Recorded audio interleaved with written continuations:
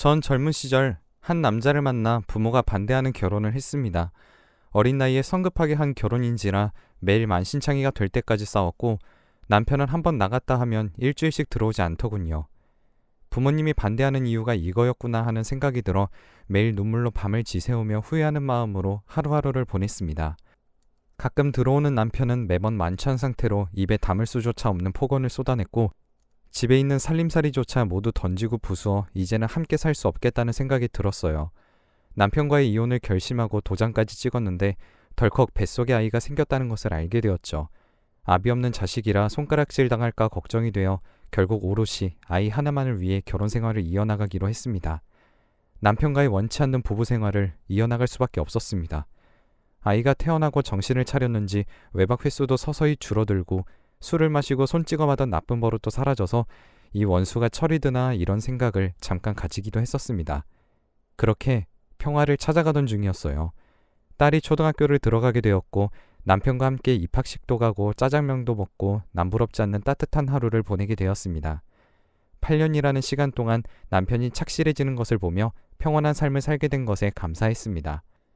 남편하고 관계가 좋아지면서 또 선물 같은 아가가 제 뱃속에 자리를 잡게 되었고 의절한 부모님 역시 제가 잘 살아가는 모습을 보시곤 내 딸이 사람 구실 못할 것 같은 놈을 고쳐서 드디어 행복하게 사는구나 라며 저를 안아주셨고 그 품에 안겨 한없이 울었습니다. 그 품이 너무 따뜻해서 기억이 선명하네요. 늦은 나이에 가진 복덩이라 그런지 입덧이 제법 심해 물 한 모금을 넘기는 것조차 너무 버거워 밖에 출입이 어려워졌습니다. 고맙게도 남편은 그런 저를 위해 딸의 보호자 노릇을 톡톡히 해나갔고 시간을 쪼개 저와 병원도 다녀주고 그러더군요. 너무나 힘들었던 입덧이 어느 날 거짓말처럼 사라졌고 그동안 섭섭했을 딸을 위해 여행을 가기로 약속을 잡았습니다. 오랜만에 떠나는 장거리 여행에 속이 메스꺼리긴 했지만 마냥 행복해하는 딸을 보니 기분이 좋더군요. 장거리 여행이 지칠 법도 한데 남편 역시 오래간만에 떠나는 길이라 신나 보였고요. 방학 때라 그런지 바닷가의 인파가 대단했고 저희는 서둘러 방을 구하러 다녔지만 사람이 많은 만큼 숙소를 구하기가 쉽지 않았어요. 한참을 찾아도 민박집은 구하기 어려웠는데 운이 좋았는지 정돈 잘된 말끔한 민박집에 짐을 풀 수 있었죠. 한참 짐을 풀고 있을 때 익숙한 목소리가 하나 들리더라고요. 어머, 희진이 어머님 아니셔요? 익숙한 목소리에 뒤를 돌아 확인하니 큰아이의 선생님이 밝은 미소를 지으며 절 보고 있더군요. 반가운 마음에 전 맨발인 것도 잊은 채 마당으로 뛰어내려갔습니다. 양양 한가운데서 그것도 같은 민박집에서 큰아이의 선생님을 보게 될 줄은 상상도 못했거든요. 선생님은 둘째가 생겼다는 소식을 들었다며 늦게나마 축하한다며 마당에 맨발로 나오면 다친다며 걱정을 해주더군요. 정리를 얼추 맞추고 나온 남편은 비키니를 입은 선생님을 마주하고는 가볍게 인사를 한 뒤 방으로 다시 들어가더라고요. 아무래도 아이의 선생님인지라 눈을 어디다 둬야 할지 모르는 것 같았어요. 선생님과 짧은 인사를 나눈 후 방에 들어가 보니 남편은 교사가 아무리 휴가를 와도 저렇게 입고 다녀도 되느냐 라며 인상을 찌푸리더군요. 저는 고지식한 남편의 이야기에 미소를 지으며 선생님도 여자고 자유시간에는 편히 즐겨야지 그게 언제의 사고방식이냐며 핀잔을 줬죠. 그 후 잠이 밀려와 낮잠을 자게 되었죠. 눈을 떠보니 남편과 아이는 한 차례 물놀이를 즐긴 뒤 수박을 먹고 있었고 그 옆엔 단정한 원피스로 갈아입은 선생님이 곁에 있었어요. 뽀얀 피부에 매력적인 눈웃음을 가진 선생님을 보고 있자니 여자로서 어느새 젊음이 많이 사라진 제 모습이 초라해졌어요.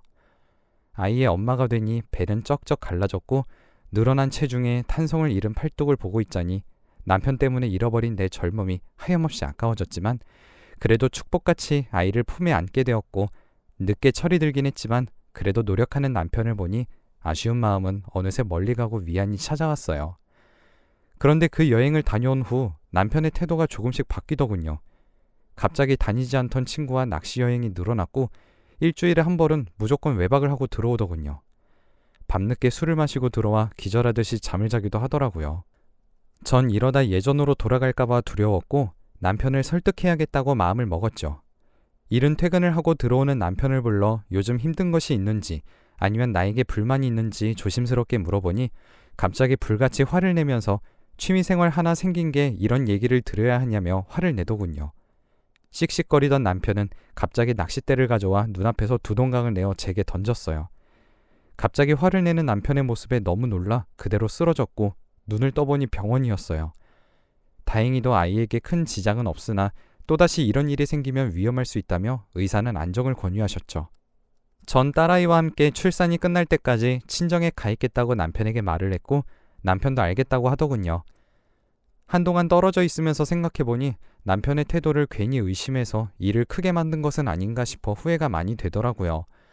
또 혼자서 밥은 어찌 챙겨 먹을지, 잠을 잘 잘지 걱정이 되어 반찬이라도 좀 해둬야겠다 싶어 만삭의 몸을 이끌고 버스를 타고 집으로 향했죠.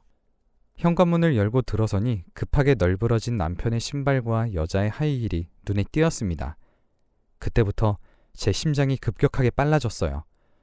신발만 두고 오해를 하는 것일 수도 있고 의사 선생님이 절대 놀라면 안 된다는 얘기를 하셨던 터라 한참을 현관에 앉아 있었네요. 그렇게 한참 조용한 거실을 바라보는데 방문이 열리면서 남편이 나오더군요. 그 모습을 보니 몸이 굳어 일어나지지도 않았고 남편도 제 모습을 보곤 그 자리에서 움직이진 못하더군요. 그리고 그 뒤로 여자가 남편 옆에 서서 저를 쳐다보더군요.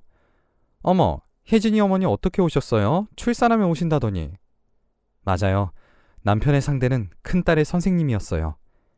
그런데 불륜을 저지른 사람이 어찌 저리 당당한 건지, 제 앞에 서 있는 저 여자는 왜 당당하고 저는 왜 죄인처럼 움직이지 못하고 있는지 쏟아져 나오는 눈물을 삼키고 도망치듯 집을 빠져나왔어요.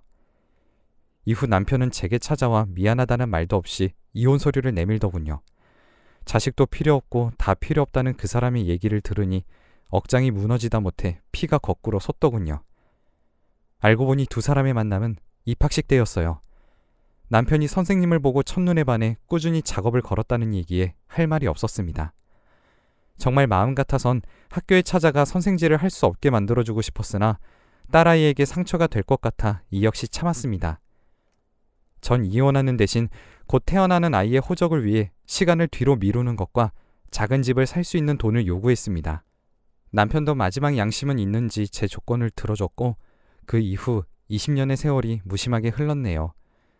두 딸 아이를 부족함 없이 키우기 위해서 굳은 일도 마다하지 않았고 구김없이 잘할 수 있도록 최대한 많이 사랑해줬고 아비 없는 자식이라 손가락질 받을까 싶어 사소한 잘못도 호되게 가르쳤죠. 감사하게도 아이들은 제가 해주는 것보다 더 올바르고 다정한 성품으로 성장해 주었고 큰딸 아이는 제게 기둥 같은 역할을 해주었어요. 새 모녀가 자매처럼 놀러도 다니게 되었어요. 모아둔 돈으로 차린 김밥집은 입소문을 타 만들어둔 물량이 매일 조기 소진되는 감사한 일이 생기더군요. 주변에서도 10 아들 몫을 두 딸이 해낸다며 그리 고생을 하더니 자식복은 타고났다고 부러워들 하더라고요. 큰딸은 어릴 적부터 손재주가 남다르더니 이제는 제법 알아주는 헤어 디자이너가 되어 알아보는 사람도 생겼고 둘째는 그 흔한 과외 한 번 없이 강의만 듣고 좋은 학교에 입학도 덜컥 해오더라고요. 두 딸이 잘 성장하는 것을 보니 뒤늦게 복이 찾아오긴 했구나 싶어 그동안 마음에 묵혔던 서름이 씻겨나가는 기분이 들었네요. 둘째의 대학 입학이 확정된 날 큰아이와 맥주를 기울이며 이런저런 이야기를 하다 남편의 이야기가 나왔어요. 며칠 전 자신을 찾아왔었다고 얘기를 하는데 전 정말 놀랬어요. 큰딸은 제 얘기를 하기에 칼같이 자르고 돌려보냈다며 혹시 찾아오거나 만나게 되더라도 아는 체도 하지 말라고 신신당부를 하더군요. 둘째도 자신은 애초에 아빠라는 게 없는 사람이라며 절대 엮이고 싶지 않다며 선을 그었습니다. 저 역시 미련이 한 톨도 남아있지 않으며 오히려 죽어서도 만나기 싫은 사람이니까 그런 걱정은 하지 말라며 아이들을 안심시켰어요. 그리곤 서둘러 다른 이야기로 넘어갔어요. 이혼 후 단 한 번도 우리를 찾지 않은 사람이 갑자기 큰애를 찾아온 것이 의아하긴 했지만 그저 아무 일도 아니라 생각하기로 했죠. 다음날 장사를 시작하기 위해 이른 아침 식당의 문을 열기 위해 발걸음을 서둘렀어요. 이날따라 평소보다 좋은 식자재를 받게 되어 기분이 좋아 콧노래가 절로 나오더군요. 밥도 고슬고슬하게 잘 지어지고 모든 것이 평상시처럼 평화로웠어요. 점심시간이 다 지나갈 때쯤 식당 앞 창가에 남루한 행색의 중년의 남자가 서성거리더군요. 행색에 많이 변했지만 같이 산 세월이 있기에 단번에 남편임을 알아챌 수 있었어요. 서로 눈이 마주쳤지만 너무 화가 나고 당황스러워 그 사람을 못 본 척하며 장사를 이어갔는데 남편은 하염없이 기다리고 있더군요. 일이 얼추 정리되고 남편을 불러 조용한 동네 카페로 데리고 갔어요. 예전부터 친분이 있는 언니라 제 표정을 보더니 심상치 않음을 느끼고 조용히 자리를 피해주더군요. 20년이 지난 이후 남편을 마주보고 있자니 잊은 줄 알았던 예전 기억이 생생하게 떠오르며 주체할 수 없이 화가 밀려 올라왔어요. 간신히 화를 참으며 무슨 일로 왔냐고 쏘아붙이니 한참을 말없이 바닥을 보던 남편이 지난날에 자신이 못되게 굴어서 미안하다 사과를 하더군요. 전 너무 화가 나 그 얘기가 지금 무슨 소용이냐며 그건 예전에 당신이 날 학대하고 방치하고 바람을 폈었던 그때 했어야 한다며 소리를 질렀어요. 손이 바들바들 떨리고 숨이 쉬어지지 않고 가슴이 답답해지는 통증이 잠시 스쳐 지나가니 아직도 내가 이 사람 때문에 화를 내고 있구나 싶어 어이가 없어 실소가 터져나오더군요. 화를 내는 내 모습이 어이가 없으면서도 화가 났지만 궁금증이 생기더군요. 사과를 하기 위해 굳이 찾아왔을 것 같지 않았거든요. 그래서 사과나 하자고 찾아온 것 같지는 않고 우리한테 갑자기 모습을 보인 이유가 뭐야? 라고 물었죠. 한참을 뜸을 들이던 그 사람은 제게 여유가 있거든 6천만 원만 빌려달라고 하더군요. 순간 제가 잘못 들은 건지 재차 물어봤는데 역시나 돈 때문에 저희를 찾아온 거였어요. 나이가 들면 사람이 변한다고도 하던데 참 한결같더라고요. 무너지는 억장을 부여잡고 그렇게 큰 돈이 왜 필요하냐 물어봤어요.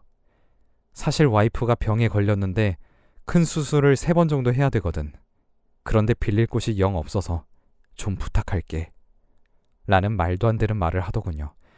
자신이 사랑하는 여자랑 행복하게 살다가 그 여자가 아프니 나한테 돈을 대라는 전 남편, 아니 남자의 이야기를 듣고 있노라니 아까 전에 화를 냈던 제 자신이 창피하고 아까운 시간만 허비했다는 생각이 들더군요. 전 더 들을 필요도 없어 자리를 박차고 나오며 더는 찾아오지 말라 선을 그었죠. 그런데 그게 문제가 된 걸까요? 그 사람은 제 모습을 보고 가망이 없자 큰 딸아이를 주기적으로 찾아가 일을 할 수 없을 정도로 사람들이 보는 곳에서 매달리기 시작했어요. 사정을 알지 못하는 사람들은 딸아이가 매몰차다며 폐류나 취급을 하더군요. 전 제가 나서서 얘기하겠다고 했어요. 하지만 딸아이는 엄마가 더 이상 상처를 받는 것을 원치 않고 동생에게 피해가 가지 않았으면 좋겠으니 걱정하지 말라며 제 손을 다독거리더군요. 부모 잘못 만나 고생을 시키는 것 같아 마음이 타들어갔고 더 이상은 곤란하다 판단해 그 여자를 찾아갔어요. 다행히도 그 여자 병실에 그 인간도 함께 자리를 지키고 있더군요. 저를 본 그 사람들은 아연실색했고 남편은 저를 병실에서 다급하게 휴게실로 끌고 나갔어요. 그러더니 저에게 여기가 어디라고 어떻게 찾아왔느냐고 길길이 날뛰더군요. 당신이 우리 모녀 찾아와서 인생 망가뜨리는 건 당연한 거고? 아니, 우리 와이프는 아프잖아. 절대 안정이 필요한 상태인데 당신이 밀고 들어오면 어떻게 해? 기가 차서 할 말이 없더군요. 만삭의 아내에게 자신이 했던 행동은 기억을 못하고 저리 얘기하는 모습을 보고 있노라니 사람이 이렇게 잔인할 수 있구나 싶었어요. 전 더는 대꾸할 가치도 없겠다 싶어서 저희 모녀 앞에 다시는 나타나지 말라고 단단히 못을 박았어요. 또다시 무리한 요구를 하거나 우리 일상에 나타나면 나 역시 가만히 있지 않겠다고 으름장을 놓았어요. 그랬더니 그 사람은 사람의 목숨이 달린 일이라고 매달리며 적산하는 셈 치고 도와달라 얘기하더군요. 전 매몰차게 뿌리치고 병원을 나섰습니다. 집으로 돌아오는 길에 딸아이가 좋아하는 삼겹살과 맥주를 잔뜩 구매했습니다. 밤늦게 돌아온 큰딸은 며칠 새 많이 야위었고 표정도 좋지 않았습니다. 딸, 내일 휴무지? 엄마랑 고기 먹자. 라고 말을 하며 큰딸과 고기를 구우며 이런저런 이야기를 했어요. 아이의 기분을 풀어주려 애를 썼죠. 조금은 기분이 풀린 큰딸에게 오늘 이야기를 털어놨고 아이는 처음에 화를 내더니 이내 제 얘기를 들어주더군요. 그리고 아빠 얘기를 이제는 막내에게 비밀로 하지 말고 알려주어 서로 의논을 해보자, 이야기를 해보자 설득하더라고요. 다음날 오전 일찍 밥을 차린 후 셋이서 밥상에 둘러앉아 이야기를 시작했습니다. 놀라운 것은 막내가 지금까지 상황을 대충 알고 있었고 일부러 자리를 피해줬다고 하더군요.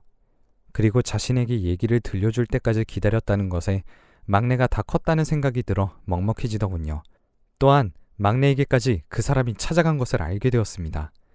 처음으로 아버지라는 사람을 보게 되었는데 미안하다는 말도 없이 다짜고짜 자신이 다음에 이자까지 쳐서 대줄 테니까 등록금을 엄마 몰래 자신한테 달라는 얘기를 했다는 것까지 들으니 사람이 얼마나 잔인하고 이기적일 수 있는지를 새삼 느끼게 되더군요.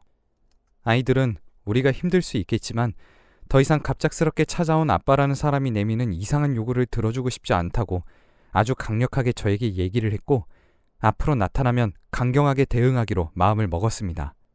아이들이 얘기하기로는 법적으로도 우리에게 접근할 수 없도록 할 수 있다더군요. 저는 이런 사실들을 남편에게 알렸고, 당신에게 받은 것도 돌려줄 것도 없고 그 큰 액수를 우리가 가지고 있지도 않다며 앞으로 우리 모녀를 찾아오지 말라고 얘기했습니다. 처음에는 사정사정 하더니 도저히 안 될 것을 직감했는지 욕설과 저주를 제게 퍼붓더군요.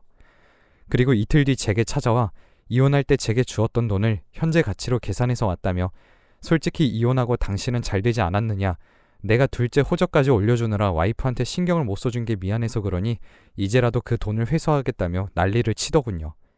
상상도 하지 못한 그 사람의 말 때문에 기절할 것만 같았어요. 전 다음에 또 오면 경찰을 부르겠다며 가게에서 내쫓았고, 부서진 의자와 테이블을 정돈하면서 눈물을 흘렸습니다. 다행히 CCTV에 그 사람이 한 행동이 고스란히 담겨 증거자료로 사용할 수 있었고, 법은 무서웠는지 더 이상 저희를 찾아오거나 전화를 하는 행동은 하지 않더군요. 하지만 마지막 전화에서 언젠가는 가만두지 않겠다는 그 말에 여기서 계속 살면 해코지 당하지 않을까 내심 마음이 불안하기는 하네요. 큰딸은 이번 사건을 해결하기 위해 지인을 통해 변호사 한 분을 소개받았는데, 그 친구와 서로 좋은 감정을 가지게 되었다나 봐요. 서두르지 않고 오랜 시간을 서로 의지하면서 신중하게 결혼을 생각해보고 싶다며 저에게 조심스럽게 물어보더군요. 혹시 아이 아빠 때문에 남자에 대해 좋지 않은 시선이 생기거나 남성이라는 자체를 혐오하게 될까봐 걱정했는데 참 다행이에요. 막내는 정신없는 와중에도 좋은 학점을 거둬 장학금을 받아왔다며 제게 내밀었습니다. 아이들이 힘든 순간에도 자신의 삶을 개척해 나가는 모습을 보니 마냥 고맙기만 하네요. 딸들은 엄마 옆에 든든한 사람이 생겨서 지켜줬으면 좋겠다고 재혼을 권하고 있네요. 저는 우선 막내가 사회의 자리를 잡고 난 후에 손주를 보고 싶다며 아이들을 다독였고요. 앞으로 살면서 저와 맞는 인연이 있다면 아이들의 허락을 받은 사람과 노년을 늙어가도 좋겠다는 생각을 해봐요.